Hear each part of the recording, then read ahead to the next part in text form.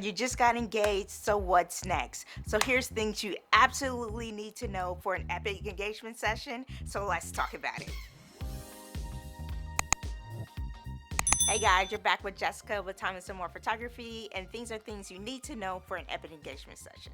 So, tip number one is definitely get to know your photographer. I think a lot of times people they just go to the photo shoot and their pictures just end up being very uncomfortable and they're just kind of really stiff. The things just look really staged. So I think, things that will really help you is, get to know your photographer, whether that's in person or just a simple call. Just really get to know them and ask them simple questions like, how long before they get to see your pictures after an engagement session. Ask to see a full engagement session of previous clients. So maybe a lot of times where you may see one or two photos you like from their portfolio. So asking to see a full gallery of engagement sessions that they've previously photographed, and this one's going to really give you an idea of if you really like their style or not. So like I said, get to know them and you definitely will have a much better time, in my opinion. So tip number two, um I have to say this is probably one of the most important pieces, to be honest.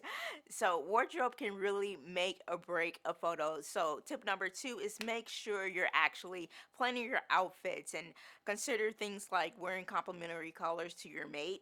So one thing you don't want to do is have the exact same color. So if I'm wearing red, he's wearing red. It's just too much red. So think of the complementary colors. You may want to do green, brown, uh, or something like that. To kind of really offset. So it really complements the colors. And last but not least, even when it comes to wardrobe, you really want to, bring out that fancy dress, jazz it up a little bit.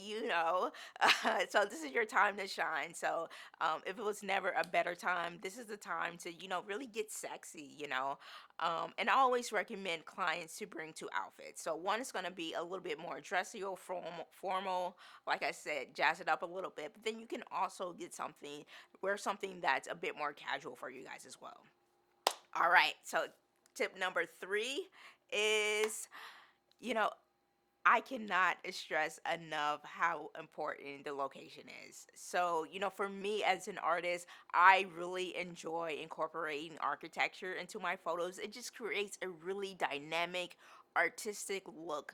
And I think that's something that really actually separates me from a lot of my competition, to be quite honest. And it's not really a competitive edge. It's really just how I see art. But if you really want to get some really unique looks that you can't get from just any old place, then definitely consider museums, places like that. And you're gonna, because a lot of these museums, like they were built by famous architects, and they just really have these really unique looks to them. So just shooting from different angles. So we recently shot a photo shoot at the Madison Contemporary Art Museum. It's out in Madison, obviously. Um, but they had all of these leading lines, and it was so perfect. So we got some really great images out of that. So had we not really kind of invested the time and the effort to really do something outside of the box, we wouldn't have had such an epic shoot. So just a FYI, a lot of those places like museums and stuff like that, you do have to pay a permit. So on average, a permit is going to cost you anywhere from $100 to $200. Most places are right in that middle at $150, and it's usually like 1 or 2 hours or something like that.